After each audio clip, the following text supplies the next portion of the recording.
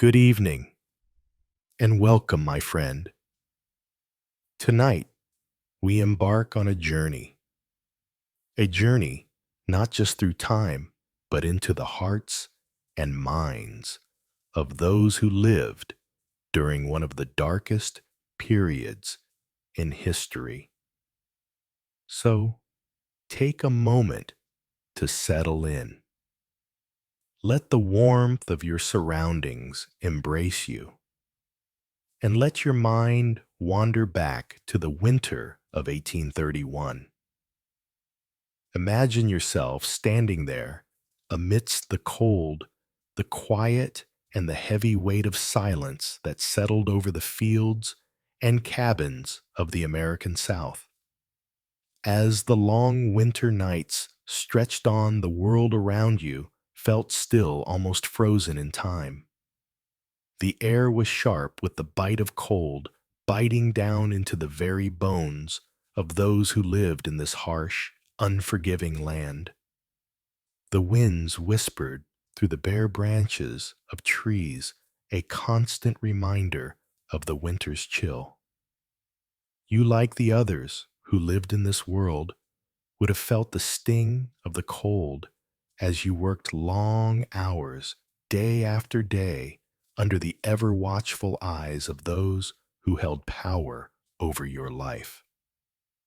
But beyond the frost that clung to the trees, the snow that covered the earth, and the crackling fires that did little to ward off the cold, there was something far more dangerous, far more difficult to endure than the weather itself.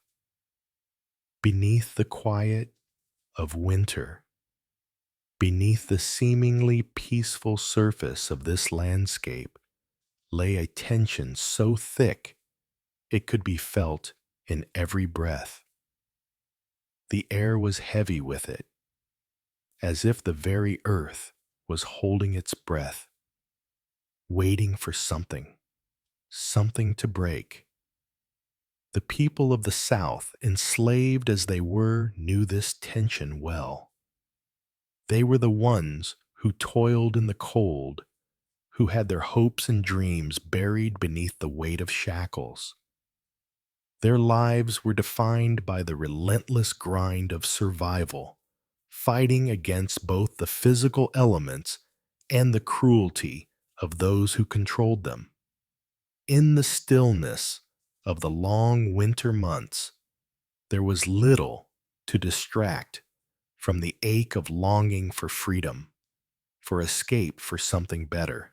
But in the heart of this world of oppression and suffering, there was a spark, one that would grow into something much bigger than anyone could have ever imagined.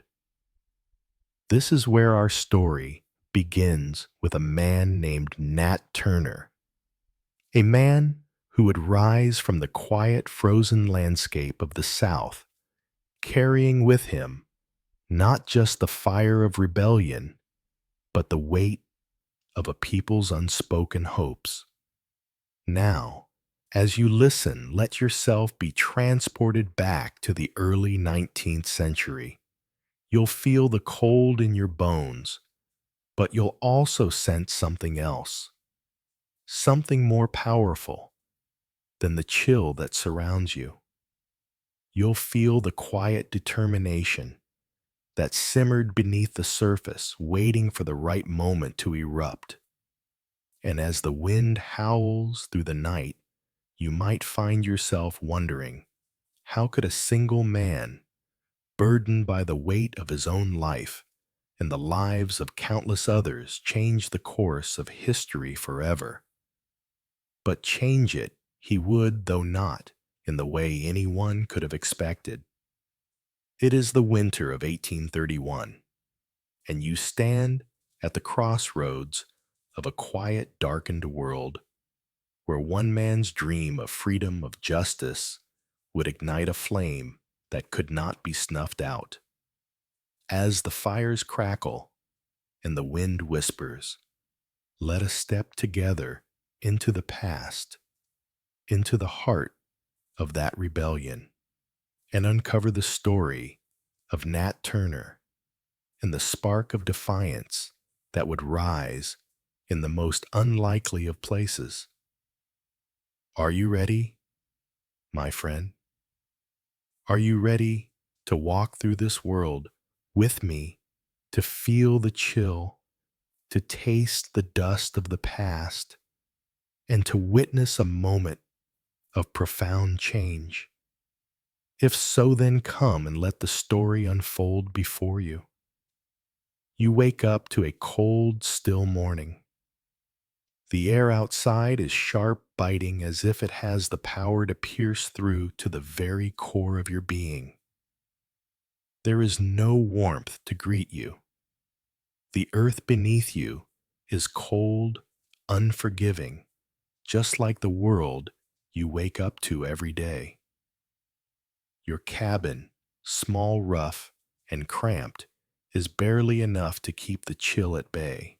The walls are made of timber that groans and creaks in the wind, and the roof. It's no better, often leaking when the snow starts to fall heavily. There's a simple fire burning in the center of the cabin, but it does little more than flicker in the cold. You try to huddle around it, but the warmth is fleeting, fading as quickly as it comes. You might share this cabin with other enslaved people, your fellow souls caught in the same web of hardship and despair. In the silence of the early morning, you hear their breathing, feel their presence, but the cold doesn't allow for much comfort. You can't afford luxuries like extra blankets or thicker clothing. What you have is what you wear. It's a harsh reality, but it's one you've grown accustomed to. You sleep on the hard, cold floor, no soft mattress beneath you.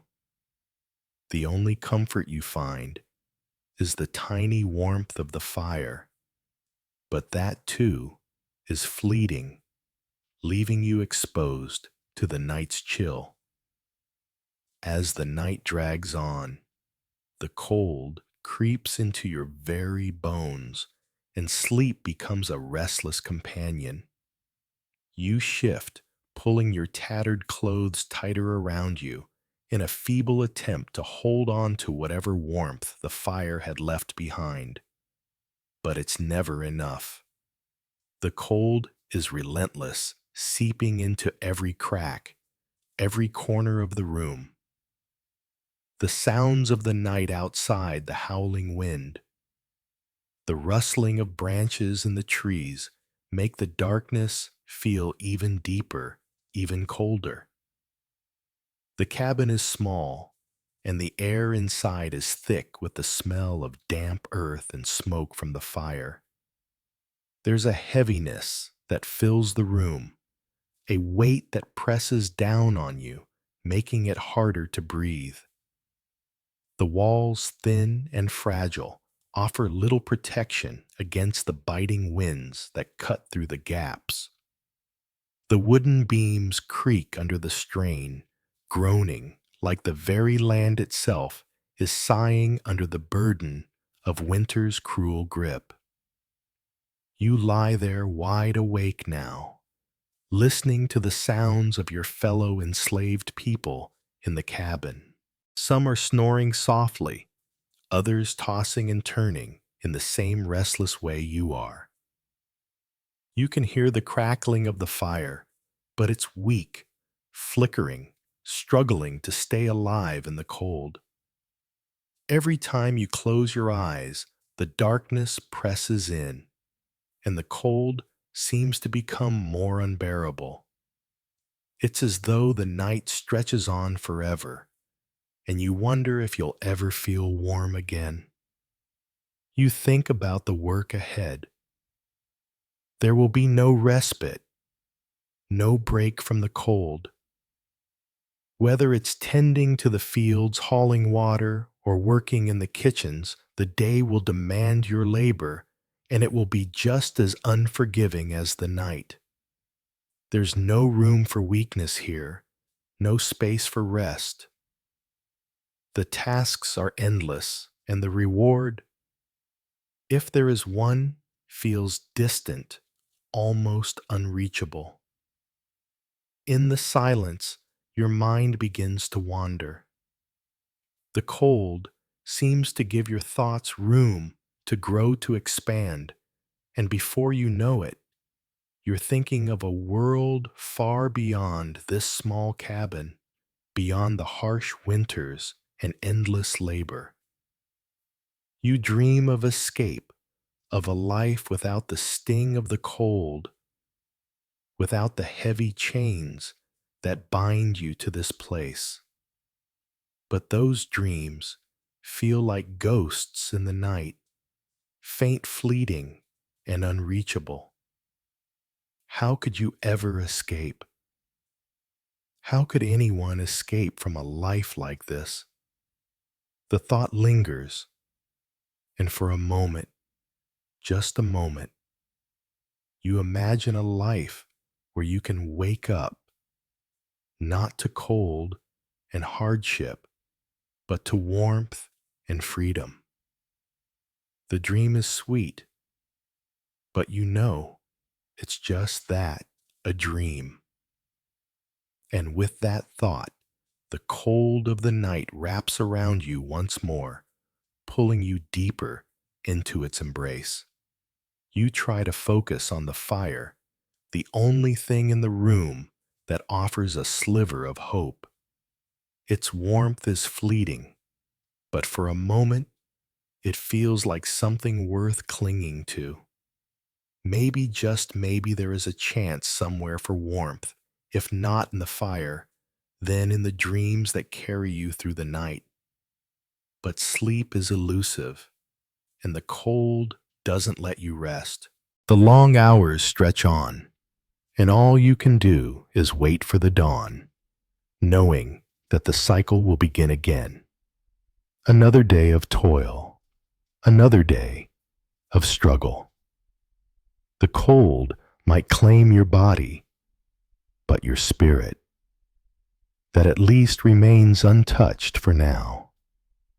Eventually, your eyes grow heavy, and you slip into a restless sleep, the kind that leaves you half awake, aware of every shift in the room, every chill that presses into your skin.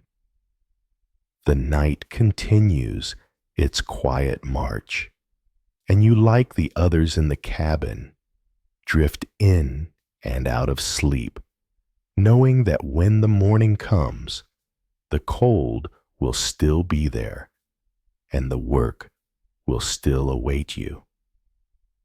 But for now, the fire flickers softly, a faint warmth in the overwhelming darkness. And that for tonight is enough to carry you through. As the days grow shorter, so too do the hours you have to yourself. The long nights are the hardest. The sun sets early, and with it the distractions of work and daily routines fade. The cold presses in, and it's during these long, lonely hours that your mind begins to wander. The stillness of the night creates space for thoughts, thoughts that are dangerous, thoughts of escape, thoughts of freedom. The bitter cold outside cannot chill the fire that burns inside you, the yearning for something more than the life you've been given.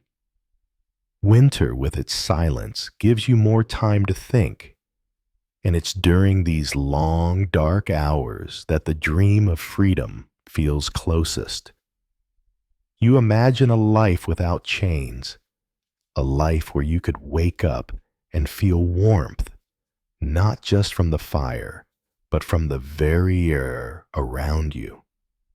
You dream of running, running far from this place, away from the overseer's whip, away from the grueling work in the fields, and away from the endless suffering. You wonder what it would be like to sleep beneath a sky that is yours, not one that is owned by another. These dreams may come to you in quiet whispers in the dead of night, but they are no less powerful for their silence. They are your escape, even if only for a moment. As the darkness deepens, the cold seeps even further into your bones. The fire in the corner of the room flickers weakly, casting long, wavering shadows on the walls. The wind howls outside, but inside there is an eerie stillness. It is a silence that weighs heavily, filling the empty spaces where work once occupied your mind. The tasks are done for the day, the routines abandoned in the fading light of evening. Now, in the quiet, your thoughts rise like smoke, slow curling and impossible to ignore. They are thoughts that have no place here, thoughts that feel like a betrayal of the very life you've been forced to live. But tonight, they are all you have. You close your eyes for a moment, feeling the weight of the darkness around you, and then you begin to imagine a life so different from the one you know. You think of the freedom others speak of, the freedom you can only dream of. Your heart beats faster at the thought. In your mind, you run through fields, feel the wind unburdened by chains. Hear the sound of your footsteps, unmarked by the heavy tread of slavery. You run with abandon the earth beneath your feet. Warm, no more icy winds nipping at your skin. The thought of running so far, so fast away from the whip, the overseer's harsh commands, away from the endless toils, makes your pulse quicken. For the briefest moment, your mind dares to touch on what it would feel like. What it would feel like to wake up in a place where no one could own you, where you could breathe freely without fear. The idea lingers, a fragile thread connecting you to something greater than this cold, this dark life. You wonder what it would be like to wake up in a bed not made of straw, in a place where the sun is allowed to warm you without the sting of hardship. Your thoughts of escape, of freedom, swirl like the smoke from the fire. In the silence of the night, you almost believe that such a life is possible. The weight of the chains that bind you, the cruel hands of your captors, all seem so distant in the warmth of this fleeting daydream. And yet you know the truth. The chains are real, and the world outside is still waiting to pull you back into the darkness. The fire inside you may burn bright in the quiet hours, but it will fade with the morning light. Still, you hold on to these thoughts as though they are the last of a dream you are afraid to let go of. For a while, they are all you have, these dangerous, dangerous thoughts of a life beyond the cold, beyond the darkness, beyond the cruelty. These thoughts are your rebellion, your escape, even if only in your mind. As the wind outside picks up, you are reminded of the reality, the long, hard hours that await when the sun rises again. But for now, for just a moment, you let yourself dream. You let yourself imagine a world where you are free, where the chains are gone, where the night is not a time for survival, but a time for rest. The cold may press in around you, but inside your heart is warm, with the possibility of something more. And as you lay there, listening to the quiet rise and fall of the night, you know that even if the world tries to crush this dream, it is yours, and it will stay with you for as long as you breathe. Tomorrow, you'll rise and face another day of toil. But tonight belongs to you, and in your dreams you are free. When the morning comes, you know there's no escaping the routine. Whether the weather is warm or cold, whether the sun is shining or hidden behind dark clouds, the work must be done. Winter doesn't care that you're tired, that you're cold, that your body aches from the previous day's labor. You must rise and get to work. In the frozen fields, your hands numb from the cold, you continue your work digging, planting, harvesting, all while the icy wind cuts through your thin clothes. The earth beneath your feet is frozen solid, making it harder to do what's expected of you. Your back aches from the weight of the tasks you are given. Your muscles strain as you bend and pull at the frozen ground. The overseer's watchful eye doesn't care about the cold. It only cares that the work is done. There's no slowing down, no respite. The rhythm of the work is brutal, unyielding, and the winter just makes it worse. At the plantation, the kitchens are filled with smoke as the cooks try to prepare the meager meals for the day. The fire inside the hearth is hot, but it only adds to the suffocating heat inside the small quarters. You've spent hours, maybe even days, in the kitchen, sweating as you tend to the fires, prepare food, and clean the cooking implements. The warmth from the fire in the kitchen does nothing to ease the exhaustion in your bones, but it's a small comfort. It's all part of the same endless cycle. Cold outside heat, inside work, everywhere in between. The rhythm of your day is as constant as the seasons, as unyielding as the wind that howls across the fields. Doesn't matter if the sun is shining or if dark clouds loom heavy in the sky. The work is the same, and it demands all that you have. As the first light of morning filters weakly through the cabin, you rise aching from yesterday's labor, but there is no time to rest. The day awaits you, and there's no escaping it. You bundle yourself in the few layers you have, your clothes thin and threadbare against the brutal cold. The icy air hits you like a slap in the face as you step outside the ground, hard beneath your feet, frozen solid from the nights of frost. You trudge through the fields, your breath coming out in visible puffs of white, only to be swallowed up by the wind.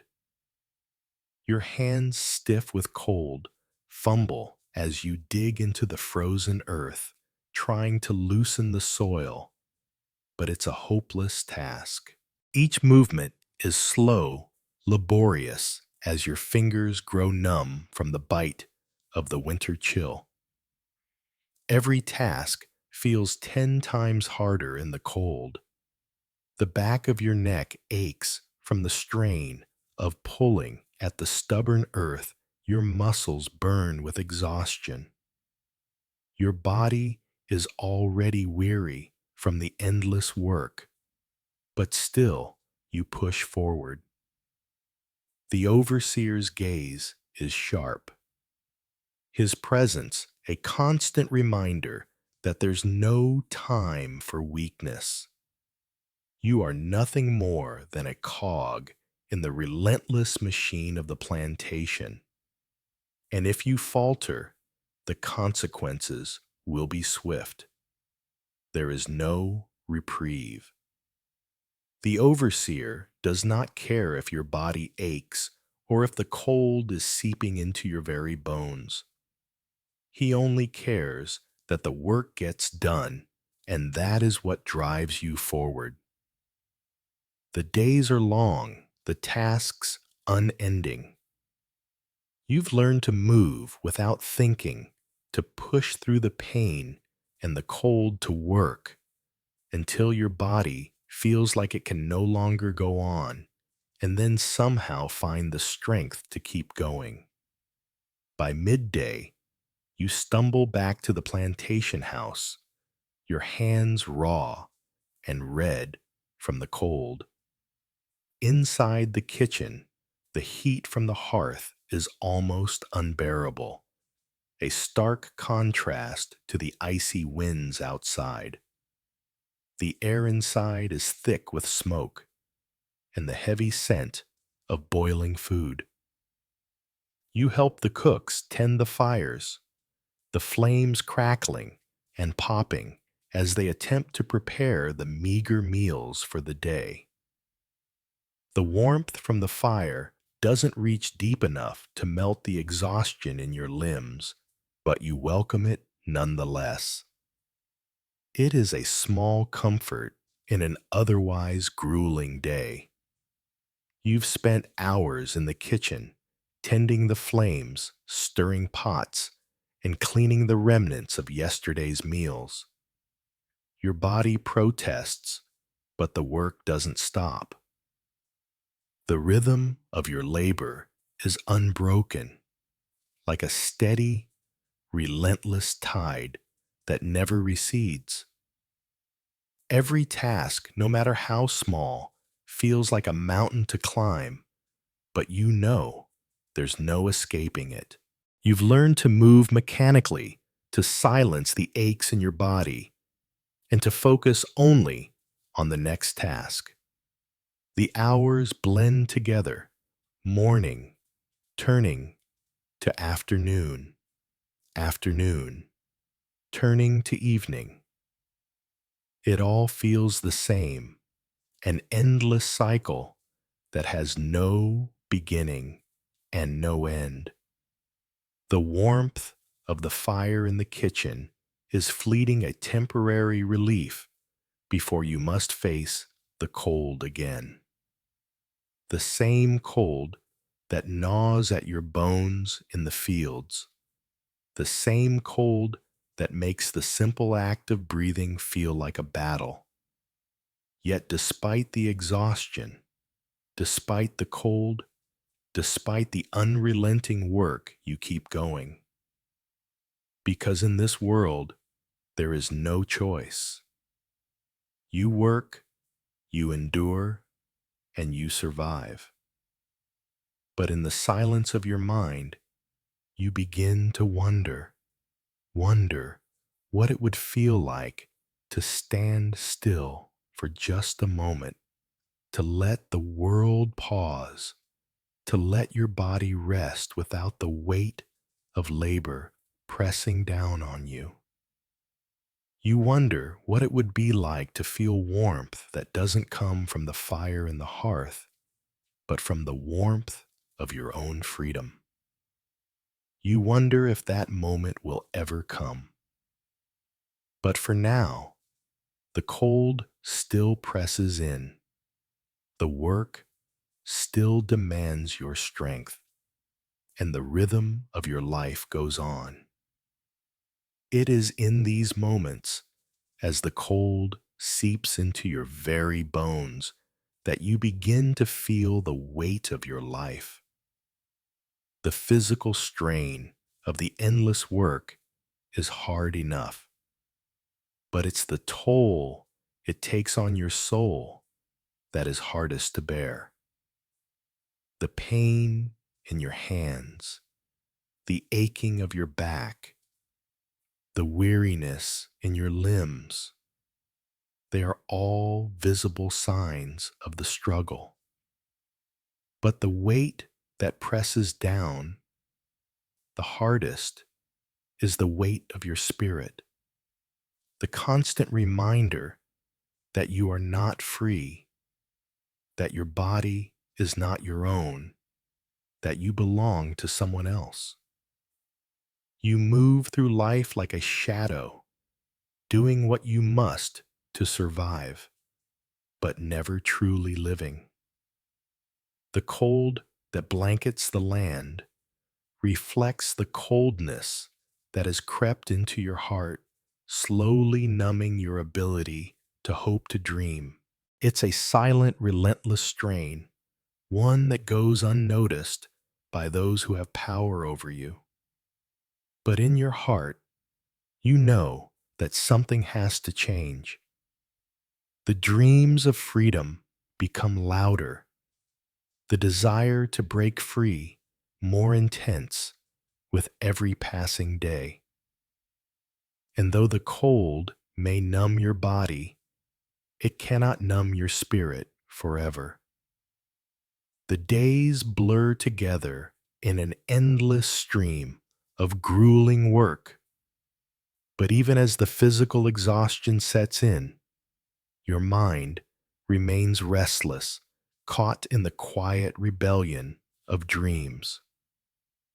In the quiet of the night, when the rest of the world sleeps, and the cold presses down on every inch of your body, it is then that your mind begins to break free.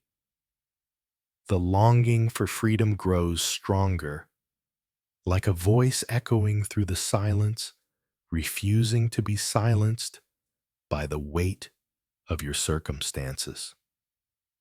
You know that the life you've been forced into, the life of endless labor and suffering, is not all there is. Your body may be bound by chains, but your spirit is still free, still yearning for something greater.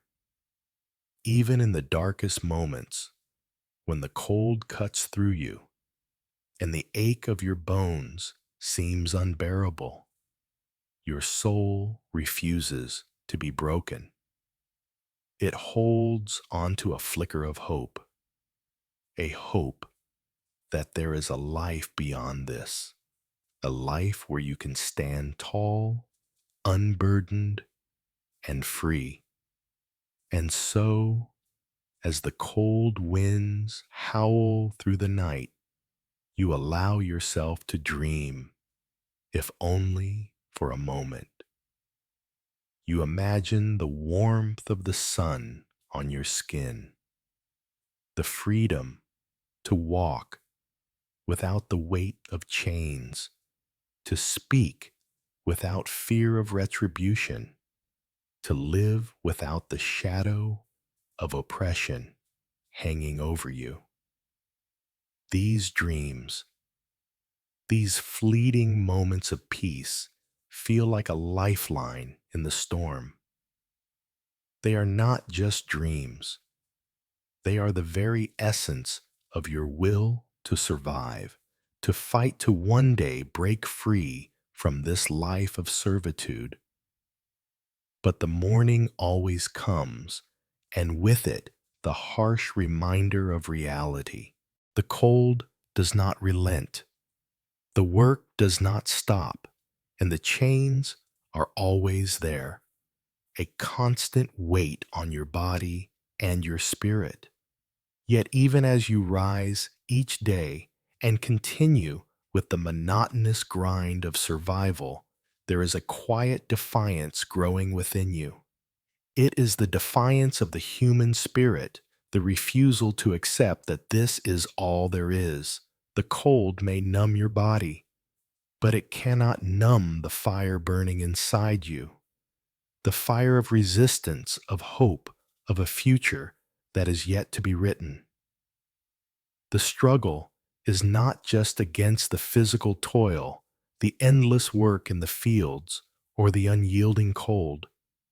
The real struggle is internal, a fight for your own sense of self, for the right to dream, to feel, to hope.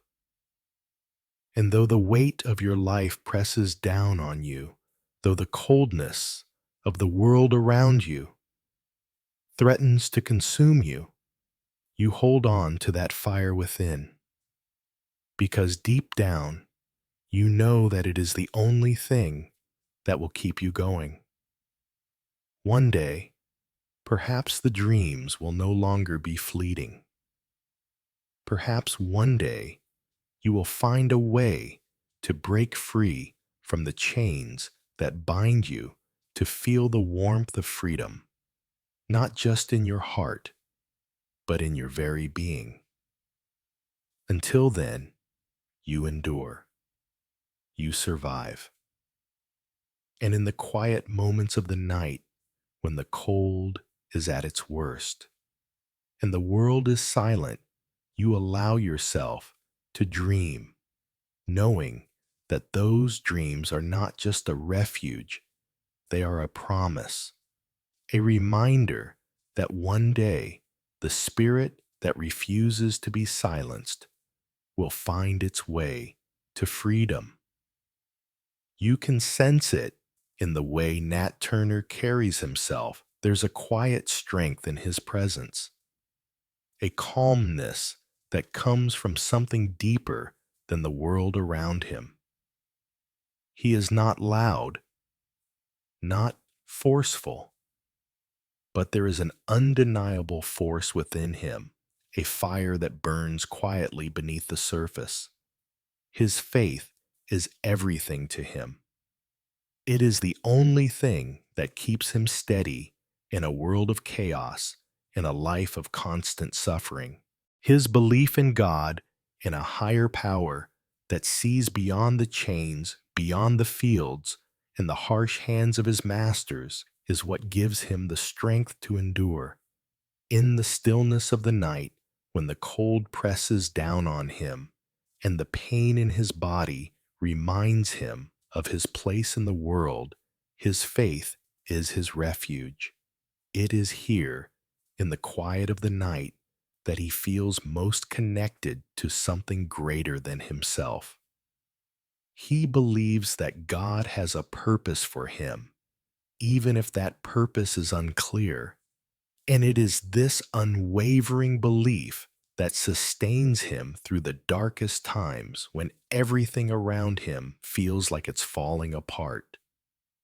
As the days stretch on and the weight of his reality presses ever harder, Nat Turner's faith remains his constant companion. It doesn't scream for attention, but instead wraps itself around him like a quiet, steadfast cloak. It's in the whispered prayers he mutters as he works in the fields in the silent moments before sleep overtakes him, when he lies on the hard ground staring up at the cold, unfeeling sky. There, under the vastness of the heavens, he feels the presence of God, as though the very stars themselves are watching over him. His belief doesn't just comfort him, it fuels him.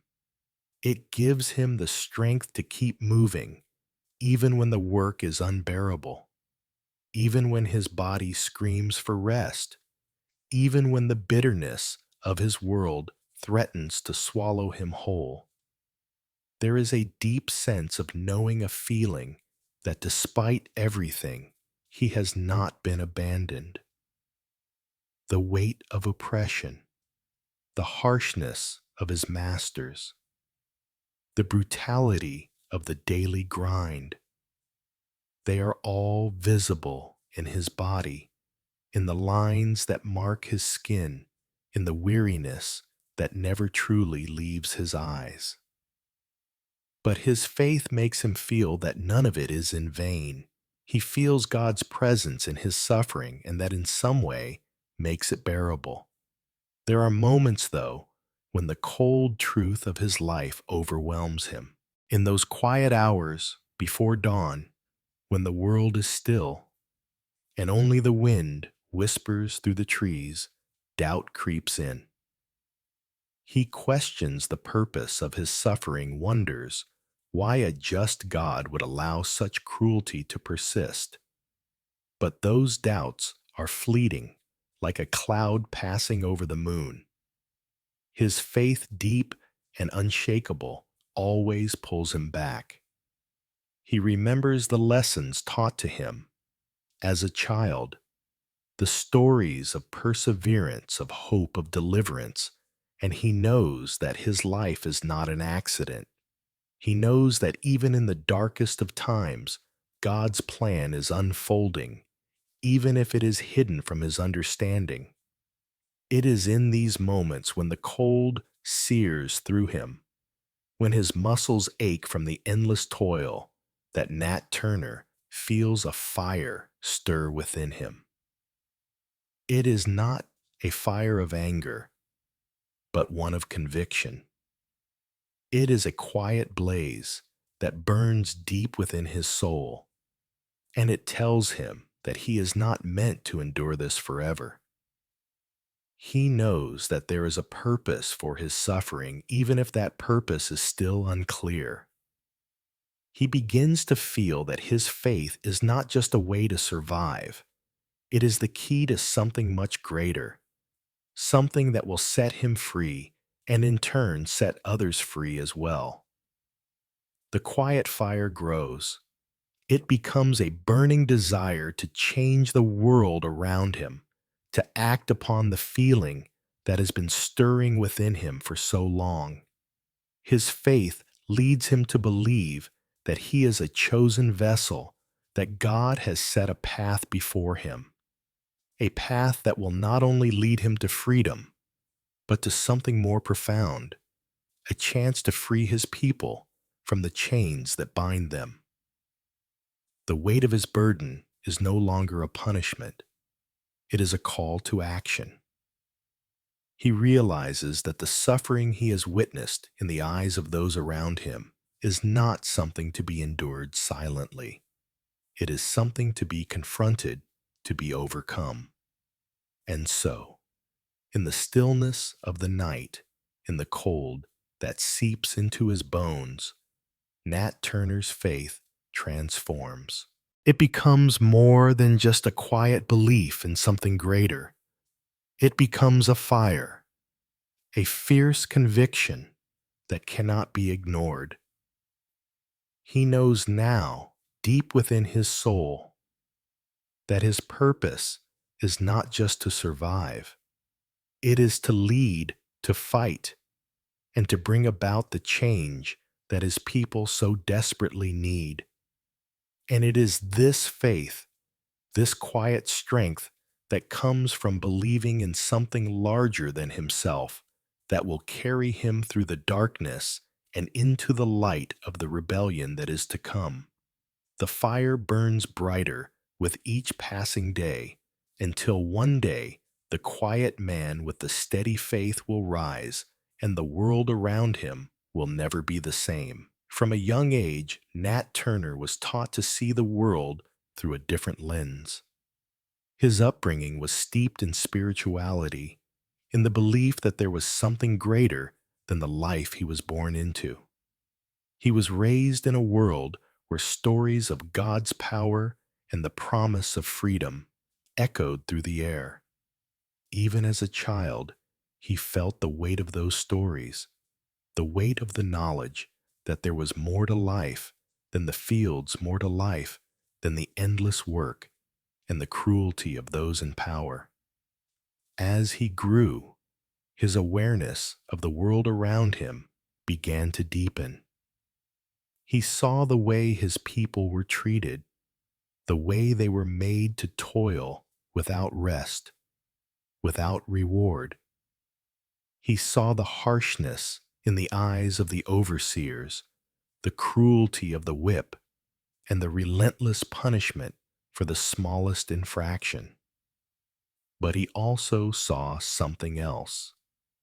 Something in the what his people moved, in the way they held on to hope, in the way they kept their faith even in the darkest of times. He saw the power in their resistance, the quiet defiance that lived in the hearts of those who, despite everything, refused to give up. As a child, Nat Turner was taught to see the world not just for what it appeared to be, but for what it could become. His world was one of hardship and suffering, but it was also a world full of stories, stories of a mighty God, a powerful force that could deliver and save, a God who offered hope to the hopeless. These stories, passed down from the elders, were more than just words. They were a lifeline. They painted a picture of something far greater than the work in the fields, something beyond the constant struggle for survival. They spoke of freedom, freedom that wasn't bound by the chains of the earthly world, but was rooted in something divine, something eternal. Even as a boy, Nat could feel the weight of these stories pressing upon him. He could feel that there was more to life than the relentless grind of the fields, more to life than being tethered to the earth by chains, chains that bound his people, that bound him. It was a knowing that came deep from within, a quiet understanding that the world around him was not all that life had to offer. His faith, though simple, held the promise of something better, a life where freedom wasn't just a distant dream, but a reality that could be touched and held. As he grew older, Nat's awareness of the world around him began to sharpen. He saw the harshness with which his people were treated, the callous disregard for their humanity. His young eyes watched as the overseers cracked their whips across the backs of the enslaved, as men, women, and children were forced to work the land with no rest, no reward, nothing but the aching weariness of their bodies. He saw the cruelty in the overseers' eyes, their cold indifference to the suffering they caused. And he saw, too, the terror in the eyes of those who dared to challenge it, the quick lash of punishment that followed any sign of defiance. But there was something else. Nat saw something that was not so obvious at first glance. He saw the quiet resistance in the hearts of those who had been broken but not defeated. Despite the cruelty, despite the endless suffering, he saw his people hold on to something more, something deeper. He saw the strength that lived in their eyes, the quiet fire that flickered there, refusing to be extinguished. They may have been bent, but they were not broken. They had learned to endure, to carry the weight of the world upon their shoulders, yet still they dreamed. They dreamed of freedom, of escape, of a life beyond the fields and the whips. In the way his people moved, in the way they kept their heads high, despite the constant degradation, Nat saw a defiance that could not be crushed. It was a quiet defiance, yes, but it was no less powerful for its silence. It was in the small, everyday acts of resistance, the refusal to give up hope, the quiet acts of kindness, the shared glances that spoke volumes without words. Even in the darkest of times, there was a resilience in the hearts of the enslaved. It was a resilience born not from rebellion, but from a deep, unwavering belief that they were not meant for this life, that they were meant for something more, something better. This realization, this understanding of the power of quiet defiance began to shape Nat Turner's vision of the world. He saw that the suffering of his people wasn't just something to endure, it was something to change. And while the rebellion that would rise from his heart wasn't yet formed, he knew deep down that the strength of his people, their unspoken resistance, was the key to something greater. It was the seed from which everything would eventually grow. In these early years, as his awareness of the suffering around him deepened, Nat's faith grew stronger. He understood that the world he was born into was not all there was. His people, despite the unimaginable hardships, held within them a power that no master, no overseer could take away. And it was this power, this quiet strength, that would one day fuel the fire of a rebellion that would change everything. The story of his people, their defiance, their resilience, was about to become his story, and he would carry it with him into the future where change would be inevitable. It wasn't something that came to Nat Turner after long planning or careful thought. It wasn't a decision that was made overnight. No, the rebellion that would change everything began as a spark, a sudden realization, a quiet voice that had been building inside him for years. The constant suffering, the endless toil, the cruelty, it all became too much to bear.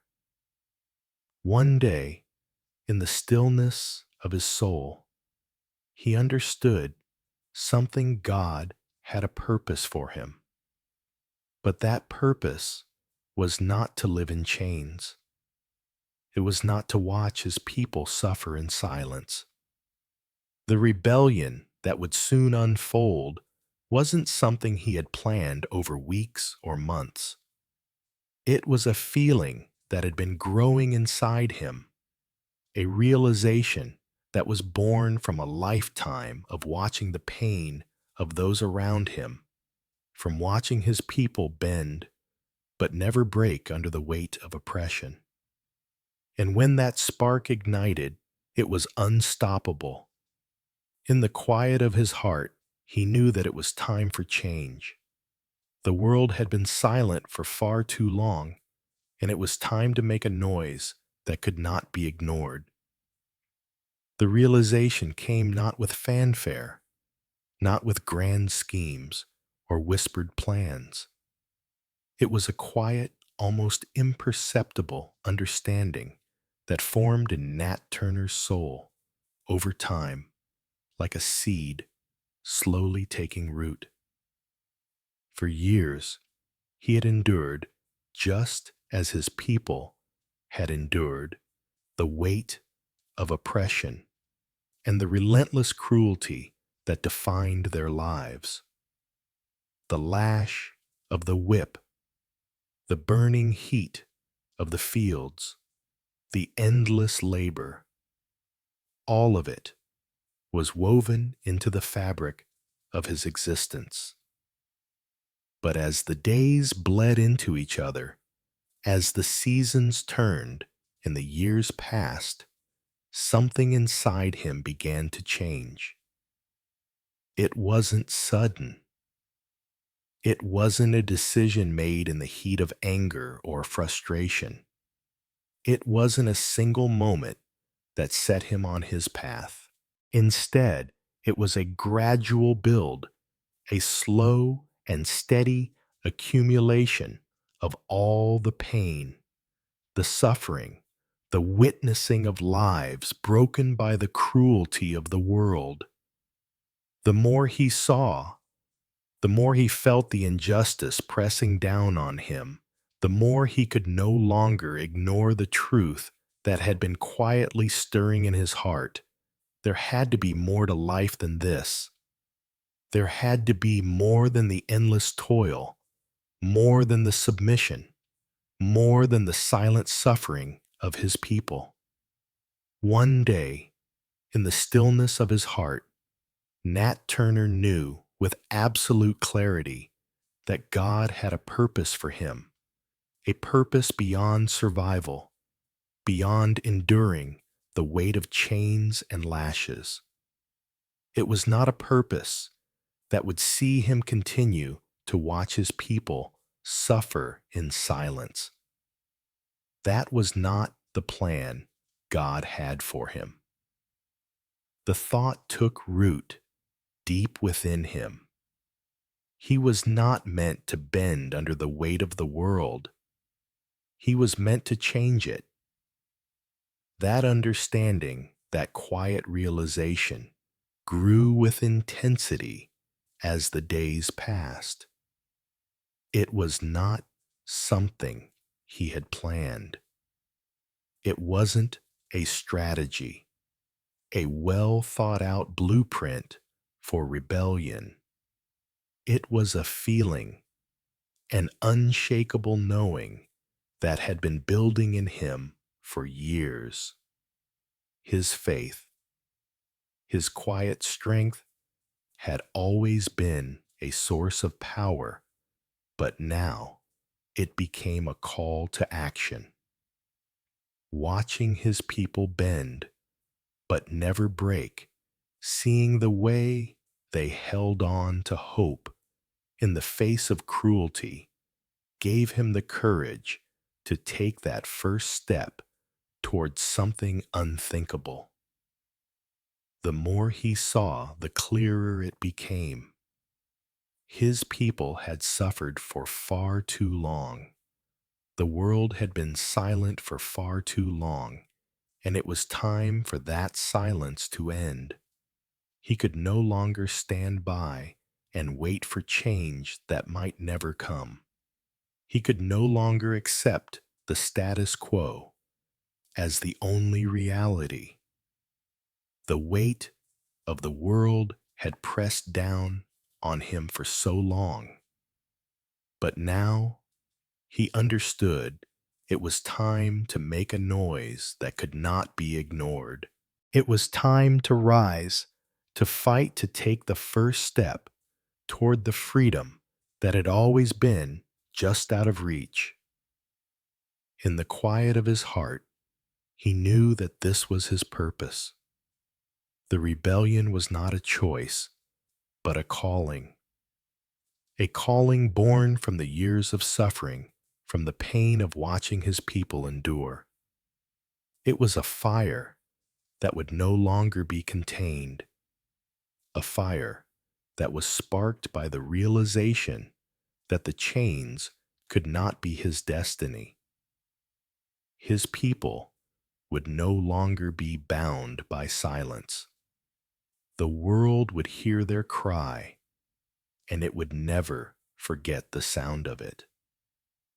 The quiet spark of rebellion had been lit, and now there was no turning back. Every day of Nat Turner's life had been a lesson in survival, in endurance. He had watched his fellow enslaved people endure the worst kinds of suffering. The brutal lash of the whip, The endless hours in the fields, the pain of separation from family. He had seen their spirit worn down, seen their eyes grow dull from years of labor and mistreatment. He had watched as hope once so bright slowly faded away. But even in the midst of that suffering, there was something in Turner that refused to bend, something that refused to let go of the idea that there could be more, that there was something greater than the life they were living. The cruelty and hardship he saw every day only fueled the fire inside him. The more he watched others suffer, the more determined he became to do something about it, to make sure that their voices, their pain, would not go unnoticed. It wasn't a decision made lightly. It was a culmination of years of witnessing the injustice, of feeling the pain of those around him in his own soul. It was the weight of his own survival, the burden of knowing that even though he had endured so many, had not. And that weight, the weight of watching others suffer while he survived, became the catalyst for the rebellion that would come. It was the moment that everything changed. Now, Nat Turner understood that the time had come to act. And with that understanding, the fire inside him burned brighter than ever, ready to light the path towards something that had been unimaginable, a chance to break free, to fight for freedom, to make the world hear their cry for justice. For years, Nat Turner had watched helpless in many ways as those around him endured horrors that no human should ever have to face. The unrelenting sting of the whip, the endless toil in the fields, the constant fear of punishment for even the smallest infraction, all of these were daily realities. He had seen friends and family ripped apart by the cruel hands of those in power, felt the silent agony of watching loved ones be sold away, never to return. It was a life defined by suffering, where the brightest glimmer of hope was gradually extinguished under the weight of oppression. But amid this suffering, Nat Turner carried something within him that refused to be broken. It wasn't just survival that sustained him.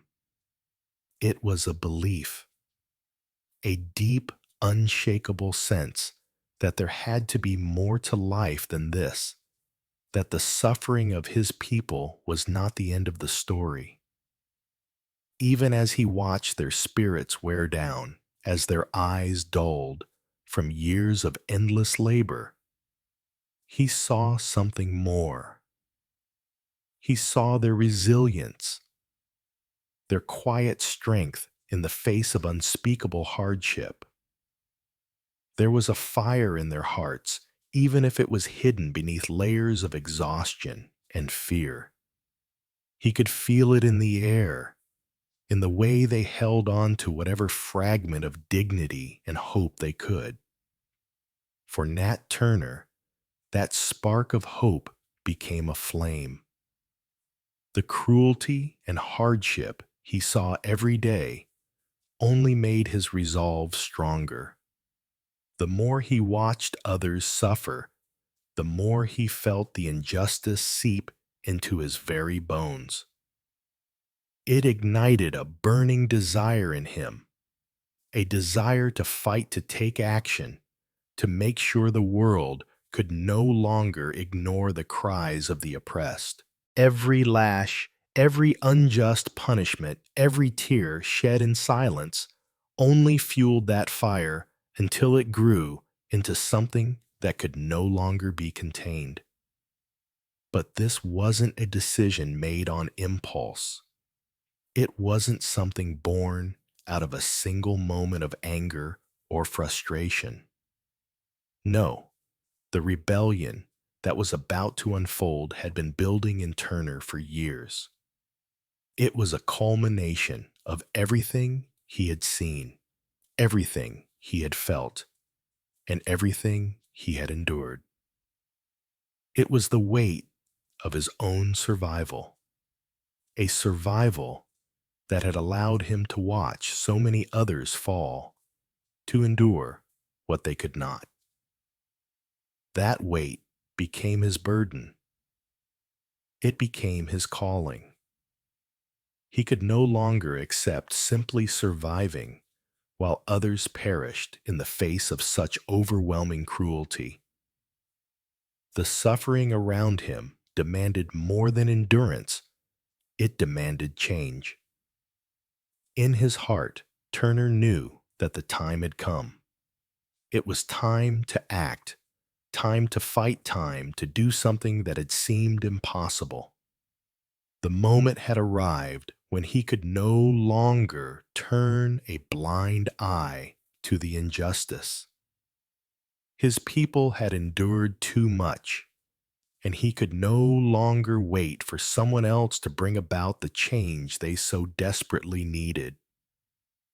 With that understanding, the fire inside him burned brighter than ever. His faith, his belief in God's purpose for him, became the driving force behind the rebellion. He no longer saw himself as a mere survivor. He saw himself as a warrior for his people, someone chosen to lead them out of the darkness. In his heart, the vision of freedom grew clearer. He could feel it on the horizon, just beyond reach, a life where his people would no longer bow their heads in fear, a world where they could finally breathe free. And so Nat Turner knew he had to act. The time for quiet suffering was over. The time for silence for waiting was gone. His rebellion wasn't just about him. It was about all of them. It was about making sure that the world could no longer ignore the cries of the oppressed. And with that understanding, the fire inside him became a force that could not be stopped. It begins, like any other night, quiet, still the kind of night where the world seems to hold its breath, waiting for something to break the silence. The cold of winter presses in, wrapping around you, but in the stillness, there's a sense of peace, almost serene. The land is blanketed in snow, and the only sounds are the distant howling of the wind and the crackling of the fire in the small cabin. The stars above seem impossibly bright, and for a moment it feels as though the world itself is at rest. But that calm, that peace, is an illusion. Beneath the surface, something is stirring, something that has been building for years, simmering in the hearts of those who have had enough. For Nat Turner and his small group of followers, the night is no longer just a time for rest. It is the moment when everything changes. The time for silence is over. The time for action has come. The plan, if it could even be called that, is simple. Strike swiftly, strike hard. There is no intricate strategy, no drawn-out battle plans. It is born out of the years of suffering, out of the deep righteous fury that has been brewing for so long. The rebellion is more of a whirlwind, a storm that gathers force as it moves with no time to waste on hesitation. In the quiet, dark hours of the night, they set their plan into motion. As the clock ticks forward into the deep hours of the night, the quiet surroundings are pierced by the soft footfalls of Nat Turner and his small group of followers moving through the dark, their bodies wrapped in the cold embrace of winter. Every step is calculated, but their hearts beat with urgency. The world outside is frozen, but within them, a fire burns hot and fierce, driving them forward with a shared sense of purpose that will not be denied. The plan is rudimentary. Strike swiftly, strike hard, but its simplicity belies the intensity of what it represents. Each man, each woman who joins in this defiant act knows the cost. They understand that this is no longer just an uprising, no longer merely a dream of freedom. This is a last stand. This is the moment where they choose to act or live with the weight of their suffering forever. And then, with the speed and ferocity of a storm unleashed, the rebellion begins. The first strike is swift, almost ghost-like in its execution, and yet its violence shatters the night's stillness. The quiet that once defined the night is now fractured, replaced by the sound of action. The first blow is quick, a flash of movement, a strike to silence the ones who have held their people captive for too long. There is no room for hesitation, no time for second thoughts. The shackles of fear that once bound them are now broken in an instant, replaced by the adrenaline of righteous anger. The group moves through the night like shadows, silent, efficient, unstoppable. Each strike, each act of resistance feels like a release, a purging of the years of suffering.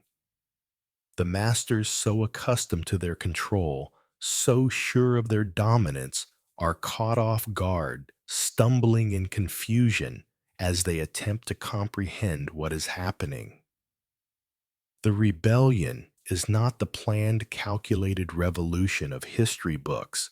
It is a raw, passionate storm built from years of oppression and the unbearable weight of silence.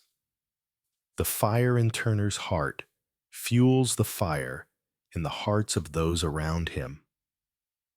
The small group of followers, once subdued by fear, now stand together, emboldened by the righteousness of their cause. They move with purpose, fueled not just by vengeance, but by the knowledge that they are breaking chains, not just in the physical sense, but in the soul-deep way that will never be undone. As the rebellion intensifies, the panic spreads across the plantation. The cries of the oppressed, once muffled, are now a cacophony of voices raised in defiance. The brutality that has been a daily part of life for so many is met with the force of those who can no longer stay silent. It is a moment of justice, raw and immediate, that surges forward like a tidal wave crashing against the shore. But as the night wears on and the first light of dawn begins to edge into the sky, the full weight of what has been unleashed becomes evident. The wind that once carried only the whispers of the cold now carries the cries of the rebellion. The plantation is no longer a place of quiet subjugation. It is a battleground. Fear, confusion, and anger fill the air as the rebellion grows with each passing hour. becoming more chaotic than the last. The world that once seemed still serene and peaceful now vibrates with the energy of a struggle for freedom. The forces of oppression, so long assured of their unchallenged power, are beginning to understand that something far greater than they could have imagined has been unleashed. The sun is about to rise, but the day that follows will be one of reckoning. This is not just a rebellion. It is the breaking of centuries of silence, the opening of a door that can never be closed again. And as the first rays of sunlight stretch across the horizon, the true scope of the rebellion begins to take shape. Panic sweeps through the plantation, and the world outside the walls of the compound trembles with the knowledge that something has changed. What began as a whisper in the dark, a spark of defiance in the hearts of the oppressed, has become a force, one that cannot be ignored, one that will forever alter the course of history. The consequences of that first attack are now clear. The silence is broken, the floodgates opened. What follows is not just the fallout of a single night's violence, but the birth of a movement, one that will echo through the lives of those who rise and those who fight for the right to be free. The first strike is almost imperceptible, so quiet that at first it might be mistaken for something else. A branch breaking under the weight of the snow, perhaps, or the distant rumble of thunder. But no, it is the sound of rebellion, the sound of a life-altering decision being made in the dark. Nat Turner and his followers move quickly, slipping through the shadows, their hearts pounding in time with the quiet rhythm of their steps. There is no time for hesitation. The first attack is swift, violent, and over before the victims can even fully comprehend what has happened. The strike is sudden, an explosion of chaos that shatters the calm of the night. There is no warning, no mercy, only the sound of lives being taken, of chains being broken, of the world shifting on its axis. The first blow is more than just an attack. It is the beginning of something much larger, something that will be impossible to ignore. In the chaos, there is no time for careful planning, for strategizing. The act itself becomes the rebellion, a desperate but determined outcry against the years of suffering. Each move is made in the heat of the moment, driven by that deep sense of justice that has been building for so long. It is a rebellion born not of careful calculation, but of raw emotion, a need to act now, to stop waiting, to stop enduring. The first strike is a breathless moment, a fleeting instant in which the world seems to pause, unsure of what is to come. The sound is subtle at first, a soft crack, almost imperceptible, like a twig breaking in the night. But the air is thick with tension, and in that moment, the silence holds the weight of something far more significant than the breaking of a branch. This is the moment that everything changes. The spark of rebellion is lit, and there is no turning back. In the blink of an eye, Nat Turner and his small group of followers move like shadows, swift and silent. They slip through the darkness, each step calculated but urgent. Their hearts race in time with the rhythm of their feet, a pounding reminder of the decision they've just made. This isn't just an attack, it's a rupture of the status quo, a decisive break from years of oppression and suffering. In the quiet of the night, the rebellion begins, not with a cry, but with action. There is no time for second thoughts, no moment to hesitate. The attack is swift and violent, delivered with the fury of years of pent-up rage and injustice. The first blow comes out of nowhere, a brutal and sudden explosion of chaos that shatters the fragile peace of the night. The world of the enslavers is instantly transformed from the quiet hum of daily dominance to the frantic, shocking realization that they are no longer in control. The air, once calm and still, is now thick with panic and confusion as the victims of the rebellion fall, some dead, some wounded, all bewildered by the speed and violence of the strike. The strike is not just about the blood that is spilled, but about the world that is being overturned in that instant. Chains are broken, lives are changed, and the entire fabric of the world begins to shift on its axis. In the midst of the chaos, there is no time for careful thought or calculated strategy. There are no plans drawn up in advance, no contingency for failure.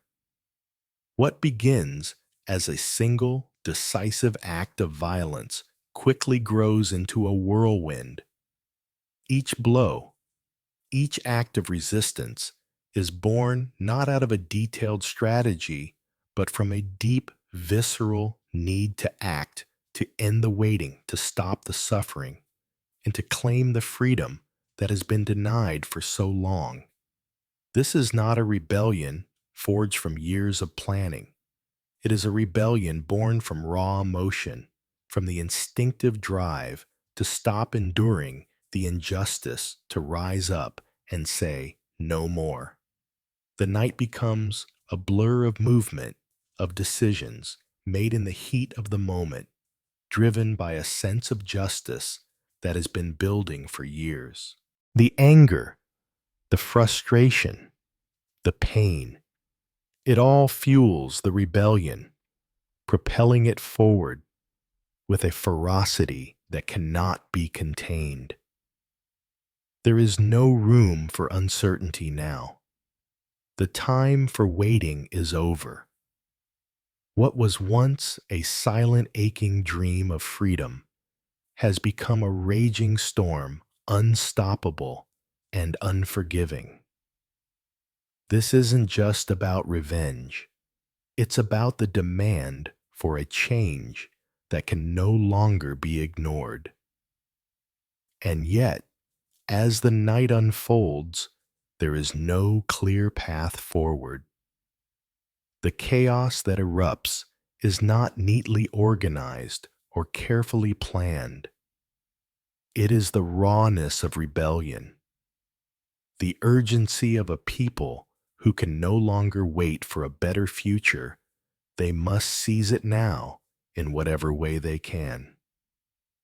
The act itself has become the rebellion, and with each passing moment, it gathers strength, spreading like wildfire. No longer a whisper in the dark, it is now a shout, a force that cannot be ignored, no matter how much those in power wish to silence it. In this moment, there is no turning back. The spark has ignited a fire, and as the fire spreads, it consumes the old world, leaving behind only the uncertain promise of something new. The rebellion is no longer just an act of violence.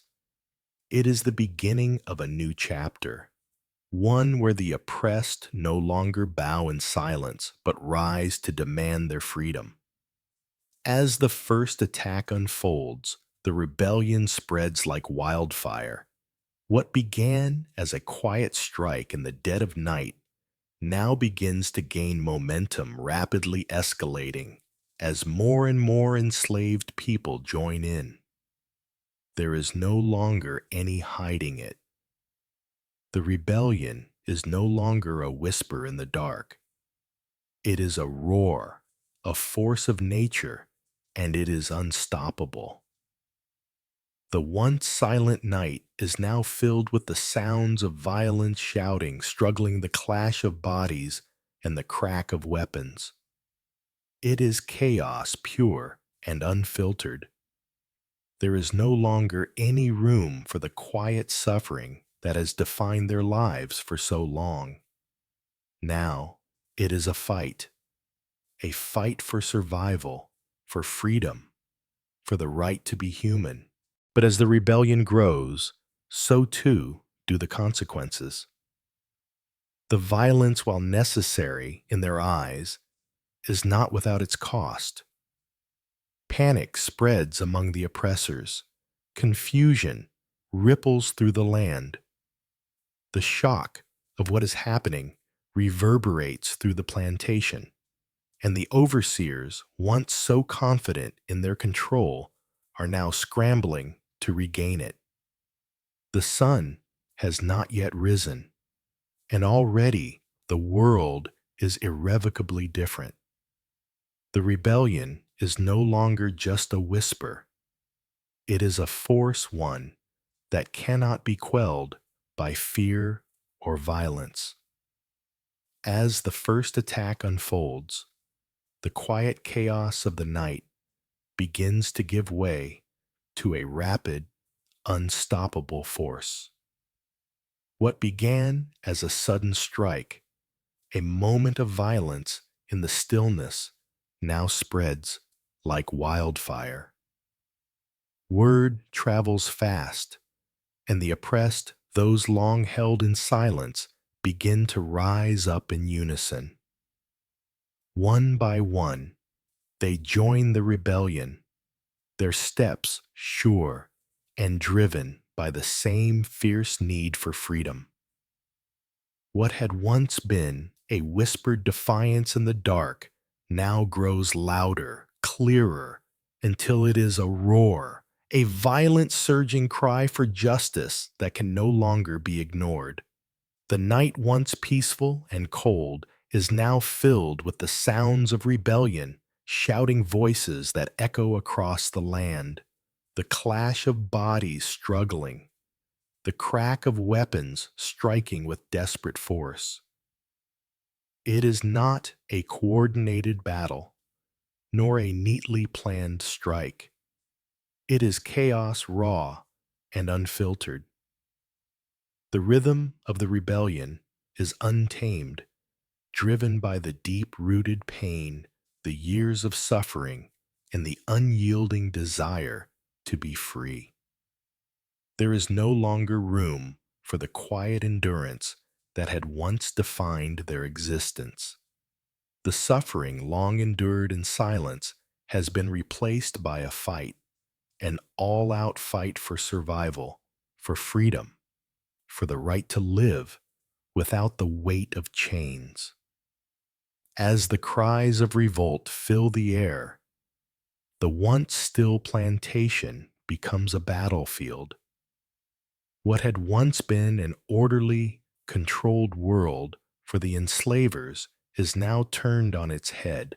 Their world, their dominance begins to unravel before their eyes. The overseers who had walked with such confidence over the lives of those they controlled now scramble in fear, their authority slipping away with each passing moment. Panic spreads like wildfire among the oppressors. They had not prepared for this. They had not believed that the enslaved would ever rise in such fury, in such a forceful surge of anger and resistance. The world they had so carefully constructed begins to fall apart piece by piece as their victims turn into their greatest nightmare. And the dawn, which once symbolized the beginning of another day of control and submission, now seems distant, almost irrelevant. The sun has not yet risen, but already the world is irrevocably changed. The rebellion is no longer a quiet murmur. It is a force that cannot be contained by the chains of violence or fear. The very air is charged with a new energy, one of hope, of defiance, and of destruction for the old order. In the midst of the chaos, the consequences of their actions begin to make themselves known. For the oppressed, this is a moment of liberation, a chance to fight back against the years of unimaginable suffering. But for those who have long held the power, the violence is a reckoning, an irreversible shift. The calm they had once enjoyed, the security of their dominance, has been shattered. The enslaved have taken their first steps toward freedom, and nothing will ever be the same again. As the battle rages through the night, the consequences for both sides become clearer. The enslavers, once assured of their supremacy, now face the terrifying reality that they are no longer in control. They scramble to protect what little power they have left, but it is too late. The rebellion is not just an isolated incident. It is the beginning of something far greater. And as the first light of dawn begins to creep over the horizon, it becomes clear that the world has already begun to change in ways that will be felt for generations. The rebellion is no longer a mere whisper in the dark. It is a living, breathing force, a movement that cannot be silenced no matter how desperately the oppressors try. And as the sun rises, it does not bring with it the warmth of another ordinary day. Instead, it brings the heat of a revolution that is still in its infancy, but which promises to reshape the world forever. The time for silence has ended. The time for action has begun, and there is no going back. As the first light of dawn begins to break through the darkness, the full weight of what has been set into motion becomes apparent. The chaos of the night slowly fades, replaced by a quiet panic, a confusion that settles over everything like a dense fog. The sound of the rebellion has quieted, but the consequences are only beginning to unfold. In the aftermath, there is the haunting realization that something larger has been unleashed, something that cannot be contained. What started as a spark in the heart of one man, Nat Turner, has now become a full-fledged rebellion, a force that will forever change the course of history. The land is no longer the same. The faces of the oppressed, once bowed in submission, now carry a different look, a look of defiance, of strength, of something that has been awakened and cannot be silenced. But the cost of that awakening is steep. The overseers, the masters, the very institutions of oppression are now fighting to regain control. The dawn may have brought light, but it has also brought with it the harsh reality of what will follow. There is no going back now. The rebellion is no longer just a dream. It is a battle for freedom, and it is far from over. As the first light of dawn begins to break through the darkness, the world stirs, but it is not the calm dawn of a new day. The air is thick with tension, heavy with the weight of what has just transpired. The chaos of the night, once a furious roar of rebellion, has quieted, leaving behind an eerie silence, a silence that is filled with uncertainty. The initial shock of the strike is giving way to a creeping, quiet panic. Confusion settles over the land like a dense fog, making it difficult to see where things will go from here. The rebellion may have quieted, but its impact is far from over. The consequences of the violence of the defiance are only just beginning to unfold. The air feels different now, charged with an energy that wasn't there before. The enslaved people, once beaten down by years of oppression, now stand taller. Their eyes, once filled with submission, now burn with defiance. There is something unmistakable in their gaze, something that has been awakened by the actions of Nat Turner and his followers. The look in their eyes is no longer one of hopelessness, but one of strength, one of a people who have tasted freedom and will never again willingly submit to the chains that bound them. But with this awakening comes a harsh reality. The rebellion, though born from years of suffering, is not without its cost.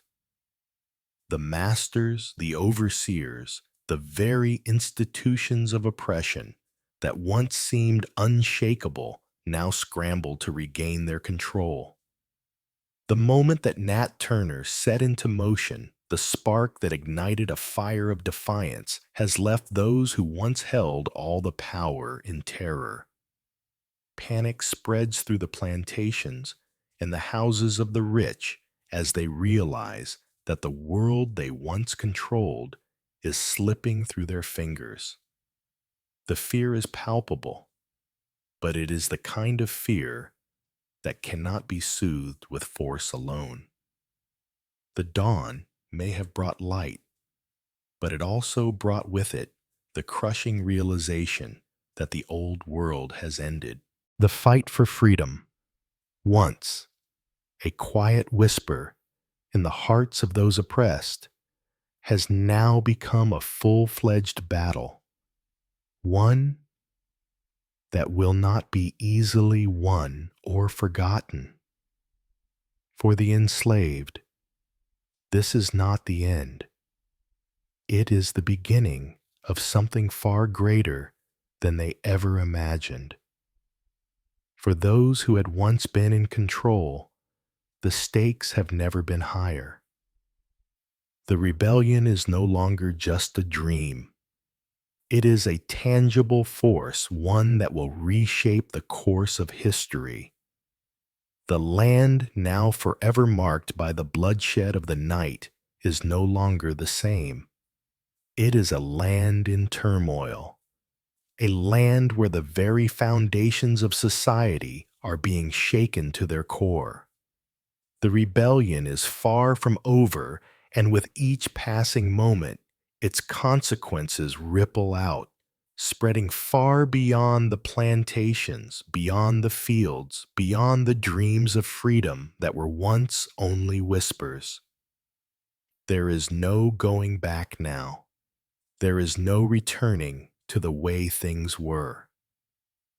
The world has changed irrevocably, and those who thought they were untouchable now face the full force of the reckoning that has been set in motion.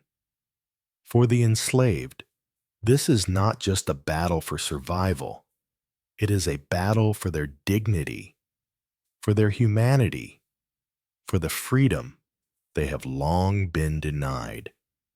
It is a fight that has been a long time coming, and though it may be steeped in violence, it is driven by a righteous cause. And as the sun climbs higher in the sky, the realization dawns on everyone involved. The rebellion is not a passing storm. It is a force, and it will not be easily quelled. The journey toward freedom has begun, and it will not end until it has been achieved. The chaos of the night is over, and with the rising sun, the land falls into a strange and unsettling calm. The silence that follows is not one of peace, but of something far heavier. It is the quiet, after a storm, the quiet that speaks volumes, echoing with the weight of what has just transpired. The world has not changed as radically as some had hoped. The rebellion, fierce as it was, has not yet brought about the widespread freedom that so many had dreamed of. Yet the stillness that fills the air is thick with the realization that something has shifted, something that cannot be undone. The land, once defined by its dominance and control, now feels different, as though the very earth beneath it is holding its breath. The fields, the homes, the quiet roads, all are now marked by the violence that once unfolded in the dark hours of the night. There is no immediate relief, no sense of victory, but there is something unmistakable in the air. The reality that things can never return to the way they were. Though the masters may have regained control for now, the rebellion has left an indelible mark, one that cannot be erased by the passing of time or the return of order. The silence is heavy with the understanding that the dream of freedom, once whispered in the dark, has been made real, if only for a fleeting moment.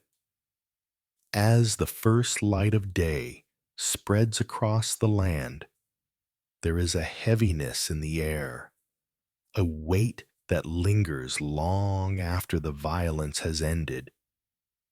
The fields that once lay quiet under the control of the masters now seem scarred, as though the very earth bears the imprint of the struggle that took place. The homes which once stood as symbols of dominance now feel hollow, their walls echoing with the memory of the bloodshed that stained them. The roads, once walked with the certainty of ownership, seem uncertain, as though they too are waiting to see what will happen next. In the stillness, there is no immediate sense of victory. The dawn has not brought the freedom they fought for, nor has it brought peace. Instead, it has revealed the rawness of what has transpired, the brutal reality of what it means to rise up against an unyielding system. The rebellion may have been crushed for now, but the aftermath leaves something more powerful than defeat. It leaves a mark, a realization that the world cannot be the same anymore. Even in the silence, there is a power that lingers. It's the power of something that cannot be undone. The realization that the fight for freedom has begun, and no matter how hard they try, it cannot be extinguished. For the masters, this silence is not peace, it is fear. The once comfortable certainty of their dominance has been shaken to its core. The rebellion, though not victorious, in the traditional sense, has exposed cracks in the system. It has shown the enslaved, and those who had once been certain of their power, that the impossible can be done. It is a reminder that the spirit of resistance cannot be broken, even when the bodies are crushed. It is a promise whispered in the dark of the night that freedom is not just a dream, it is a possibility, one that will grow with every passing year. And so, as the sun rises higher, the land remains still, but the silence is no longer one of submission. It is a silence thick with the weight of change, with the knowledge that something has shifted, even if only in the hearts of a few. The dream of freedom, once confined to whispers, has now been spoken aloud. And though the world may return to its old rhythms for now, the air itself carries the knowledge that this moment, this brief, violent rebellion, has planted a seed that will one day grow into something far greater than anyone could have imagined. The masters may have regained control, but the land is no longer the same. The hearts of the oppressed, though wounded, have been stirred. The rebellion, though crushed, has ignited a fire that will burn long after the last embers have faded. And that fire, though small now, will never be fully extinguished. It will remain in the hearts of those who dream of freedom, in the hearts of those who, despite the violence, still believe that one day their cries will be heard. And when that day comes, the world will be forever changed. The rebellion, so fierce and sudden, has faltered. The light of hope that briefly flickered has been extinguished, and the enslaved have been crushed once again. For Nat Turner and those who followed him, there is a crushing sense of disappointment. The dream of freedom, so close in their grasp, has slipped away like sand through their fingers. The cost of their defiance has been steep, and the aftermath is a harsh reminder of the brutal power that still holds them in chains. But even in the face of this failure, there is something else that lingers in the air: the acknowledgement that the rebellion, though it may have ended in bloodshed and defeat, was not in vain. It has not brought the immediate change they hoped for, but it has planted a seed, one that will continue to grow in the hearts of those who witnessed it, who heard the story of what happened that night. The rebellion may have been crushed, but the ideas it set into motion cannot be erased. There is no going back to the silence of before. The seed of defiance has been planted, and no matter how hard they try to stamp it out, it will continue to sprout. The rebellion, though fierce and sudden, has been quelled. The hope that had briefly sparked into life has now been snuffed out, leaving only the bitter taste of failure.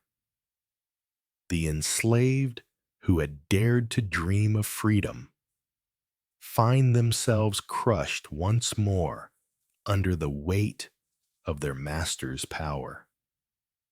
For Nat Turner and those who followed him, the disappointment is staggering. The vision of freedom, so tantalizingly close, has slipped through their hands, leaving them empty.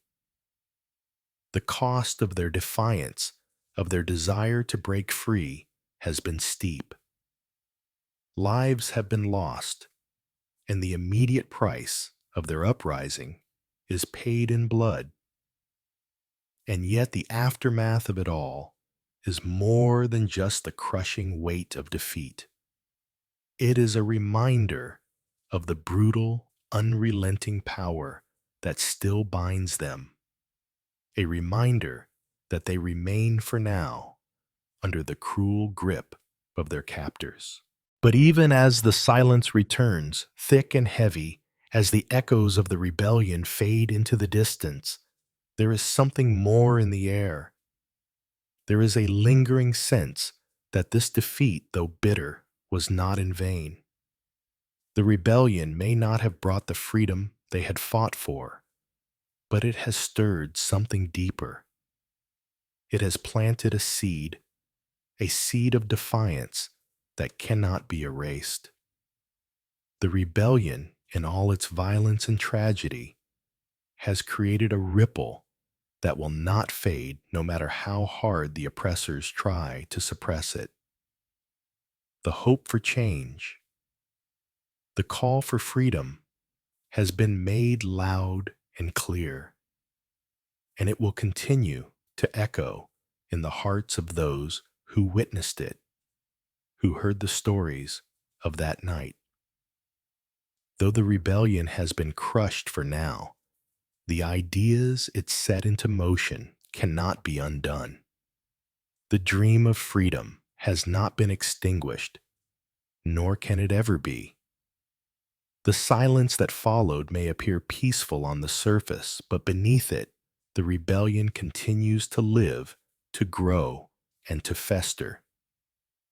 The enslaved may return to their lives of toil and hardship, but in their hearts, they now carry a seed that has been planted deep within them, a seed of hope, of defiance, of belief that one day the dream of freedom will no longer be a whisper, but a reality. The masters may have regained control for now, but they cannot undo what has been set in motion. The rebellion has cracked open the door to something greater, and though it may take time, that door will never fully close again. The ideas of justice, equality, and freedom have been planted in the minds of those who once believed it was impossible to hope for more. There is no going back to the silence of before. The spark of rebellion has been lit, and it will continue to grow long after the dust of this failed uprising has settled. The rebellion may have ended in defeat, but it is far from forgotten. The fire that was ignited that night cannot be extinguished no matter how hard the oppressors try. The ideas, the hope, and the dreams of freedom have been set into motion, and in the hearts of those who live on, they will continue to burn brightly, waiting for the next time they will rise. As the dust settles and the bodies are buried, the rebellion fades into the background of history, but its legacy lingers. The story of that night, of the fire that burned in Nat Turner's heart and spread to those around him, is not easily forgotten. It becomes a symbol of resistance, a quiet defiance against the unbearable weight of oppression. The rebellion itself may not have brought the freedom they fought for, but it serves as a stark reminder that there were those who refused to submit, those who chose to fight when the world told them they should cower in silence. In the years that follow, the story of Nat Turner and his rebellion is passed from one generation to the next, whispered in the corners of fields, in the quiet of cabins, and across darkened streets. It becomes part of the fabric of resistance woven into the hearts of those who continue to endure. The rebellion may have been silenced for now, but the spirit of it cannot be contained. The quiet after the storm is not just the absence of sound, it is the beginning of something that will one day rise again. As the dust settles and the bodies are laid to rest, the rebellion begins to fade from the immediate turmoil, sinking back into the shadows of history. But its legacy, its mark upon the land, is far from gone. The story of that night, of the fire that burned in Nat Turner's heart, and the courage of those who stood with him, lingers long after the smoke has cleared. It is a story not easily forgotten, even if it is pushed aside or buried under the weight of time. The rebellion, fierce and brief, serves as a testament to the unyielding spirit of those who, despite the overwhelming odds, chose to resist. Though the rebellion may not have achieved the freedom they so desperately sought, it became something far more powerful, a symbol of defiance, a symbol of those who, in the face of unspeakable cruelty, refused to submit. In an era where silence was expected, where the enslaved were meant to endure, in quiet desperation, Nat Turner's rebellion shattered the illusion of passivity. It was a cry that could not be ignored, a fight that said, "We will not be forgotten, we will not be silenced." That fight, though suppressed for the time being, would forever echo through the hearts of those who came after. In the years that followed, the story of Nat Turner's rebellion did not disappear into the past as quietly as some hoped. It was passed down, whispered from one generation to the next. In the corners of fields, in the hushed tones of cabins at night, and in the shadows of darkened streets, the story lived on. It became part of the quiet resistance that flowed through the veins of those who continued to endure, a reminder that even in the harshest conditions there is always the potential for defiance. The rebellion, though quieted for now, had sparked something far more enduring, an idea, a belief, a spirit that could never truly be extinguished. The quiet after the storm is not merely the absence of sound, it is the beginning of something else entirely. It is the moment where the spark of rebellion, though momentarily dimmed, begins to grow again. The voices that had been raised in protest, though silenced in the short term, have not been erased. They are still there in the hearts of those who remember, in the minds of those who carry the hope of a better tomorrow. The rebellion may have been crushed, but the spirit of it lives on. The dream of freedom, of resistance, of change is far from over. It is woven into the very fabric of those who endure, ready to rise again when the time is right. And when that time comes, the rebellion will not be a whisper in the dark. It will be a roar, a force that cannot be contained, a movement that has been quietly growing in the hearts of the oppressed for generations. The fight for freedom, though delayed, will one day return with a strength greater than ever before. The story of Nat Turner, though it may have faded into the background for a time, is far from finished. The seed he planted will one day sprout, and with it, the promise that the fight for freedom is never truly over. Though the immediate aftermath of Nat Turner's rebellion was one of fear and brutal retaliation, the legacy of that night has never been truly extinguished. The story of Turner and his followers, though suppressed and distorted by those in power, became a quiet but powerful symbol of resistance, one that would continue to inspire generations to come. Even in the face of overwhelming force, Turner's rebellion planted a seed in the hearts of the oppressed, a reminder that change is possible even in the darkest of circumstances.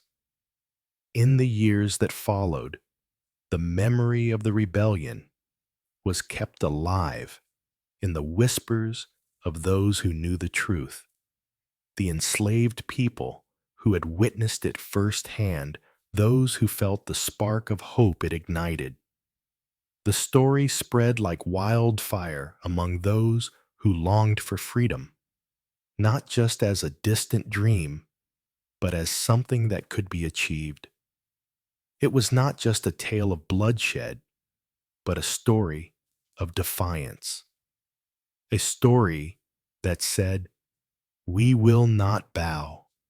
We will not accept this fate any longer." Turner's rebellion became the foundation for future resistance, a blueprint of what could happen when people refused to be broken by their circumstances. It was a call to action, though silent, that reverberated through the years, from the abolitionist movements to the Civil War and beyond. The courage of those who rose up that night was not in vain. Their actions set into motion a chain of events that would eventually bring the downfall of slavery. The rebellion may not have succeeded in its immediate goals, but the spirit of it, the refusal to accept the status quo, the demand for dignity and justice lives on. The rebellion became part of the larger struggle for freedom and equality, a piece of the puzzle that, though small in its moment, would contribute to the greater vision of a world free from the chains of oppression. It is a reminder that even when one battle is lost, the fight is never truly over. The desire for freedom, for justice, cannot be crushed. It cannot be contained. As history moves forward, the memory of Nat Turner's rebellion continues to serve as both a cautionary tale and an inspiration. It reminds us that the fight for justice is long, that it comes with great cost, but also that change is always possible, often when we least expect it. Even in the darkest times, even when the world seems most oppressive, there will always be those who rise up, and their defiance will never be forgotten. The legacy of Nat Turner's rebellion is not just in the blood spilled that night, but in the hope it ignited, a hope that continues to burn in the hearts of all those who, in the face of oppression, refuse to surrender. This rebellion may have been short-lived, but its mark on history is permanent. The fight for freedom, for dignity, and for justice is an ongoing struggle, one that will never fade as long as the light of resistance continues to shine. As the story of Nat Turner and his rebellion draws to a close, it's impossible to ignore the quiet strength that radiated from him and those who followed him. They rose in the face of unimaginable odds, driven by a deep sense of justice and an unshakable belief in their right to be free. Despite their failure, despite the bloodshed and the inevitable punishment that followed, there was a courage in their actions that couldn't be extinguished. They may not have won their battle, but in their defiance, they ignited something in the hearts of many others. The rebellion was brief, but its impact rippled far beyond that night. Even in the face of defeat, their courage became a flicker of change, a spark that would not die, even as the world seemed determined to erase it. As the rebellion fades into the past, the aftermath is felt not in the immediate rush of victory or failure, but in the silence that follows. The world has not changed as radically as some had hoped. The enslaved are still bound by their chains, and the system of oppression continues to tighten its grip. Yet, in that silence, something powerful lingers. The storm of rebellion may have passed, but its reverberations echo in the hearts of those who witnessed it and those who heard the story. There is a quiet recognition that something has shifted. A seed has been planted, one that cannot be easily uprooted. The silence after the storm speaks volumes. It is the calm that follows an awakening, a reminder that the fight for freedom has begun and it will continue even if it takes years to see the full impact of what has been set in motion. In the days that follow, the land settles back into a false sense of order. The masters, though shaken, reclaim their positions, and the enslaved return to their daily lives, the brutal routine resuming as though the rebellion never occurred. The chains may be invisible to the eye, but they are no less real. The whip still cracks, and the fields still demand their labor. The system of oppression is still in place, as unyielding as ever. Yet despite the return to normalcy, something is different. The air itself feels heavier charged with the weight of what has transpired. The rebellion may have been quelled, but its impact cannot be erased. The enslaved may still be bound by their chains, but they are no longer the same. The storm of defiance that briefly shook the foundations of their world has left a mark. It is a mark that will not fade quietly. Even as they return to their labor, they carry with them a quiet understanding, an understanding that the fight for freedom has begun, and it will not be easily silenced. In the silence that follows, there is an undercurrent of change. It is not the thunderous roar of victory, nor the shameful retreat of defeat. It is the quiet persistence of hope, of resistance, of a fire that has been kindled and will not be snuffed out. The seed of rebellion, though buried in the blood and ashes of the fallen, has been planted in the hearts of many. It is a seed that will grow, albeit slowly, in the minds of the oppressed, in the whispers of those who remember, in the stories passed from one generation to the next. The silence is not just the absence of sound, it is the silence of something that has been set into motion, something that cannot be undone. The masters may have regained control for now, but they know deep down that they can never fully erase what has been awakened. The rebellion was but the first tremor in a series of movements that would ripple through time. The fight for freedom, though delayed, has begun. And though it may take years for its full impact to be felt, the world has already shifted. The oppressed may still wear chains, but they now see the possibility of freedom.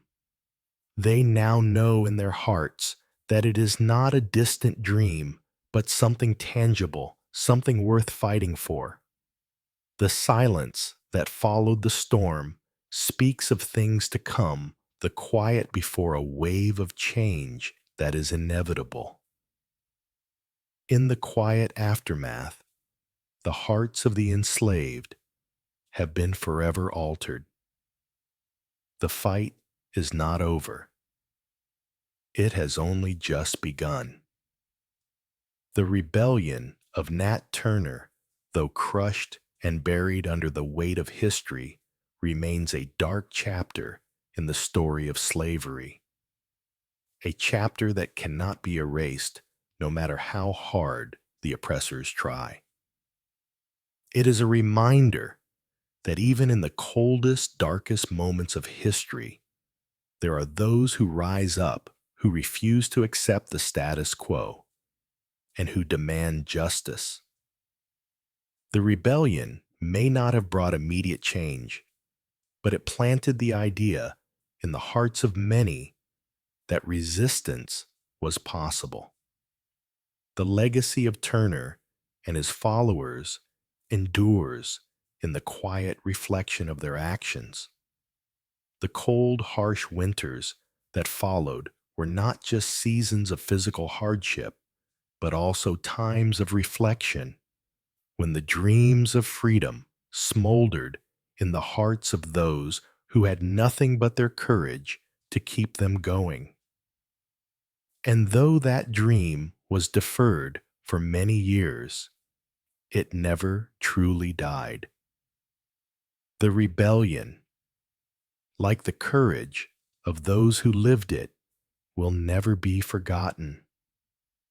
It is a story that continues to shape history, even in the quiet, cold moments when hope seems farthest away. As time moves on, the echoes of that rebellion continue to resound in the hearts of those who remember. The fight for freedom sparked by Turner and his followers may not have achieved its immediate goal, but it set a precedent for resistance. It demonstrated that even in the face of brutal oppression, the human spirit is capable of defiance, of rising up against injustice, and of fighting for what is right. In the years that followed, the memory of the rebellion began to fuel the fires of other uprisings, other movements that would eventually lead to the downfall of slavery. Turner's rebellion, though a tragic failure in its time, laid the foundation for future generations to stand taller, to speak louder, and to demand justice in a way that could no longer be ignored. The story of Nat Turner is not one of final defeat, but of enduring courage. It is a story that refuses to be silenced, even when the forces of power attempt to bury it. In the end, the rebellion may have been crushed, but the spirit it ignited cannot be extinguished. It is a flame that will continue to burn in the hearts of those who, like Turner, believe that freedom is worth fighting for no matter the cost. The legacy of the rebellion is woven into the fabric of history, a constant reminder that the fight for justice and equality is ongoing, and that even the smallest spark can ignite a fire that changes the world forever. Good evening. May the quiet strength of those who fought for justice inspire you tonight as you rest, knowing that the legacy of their courage still echoes in the world today.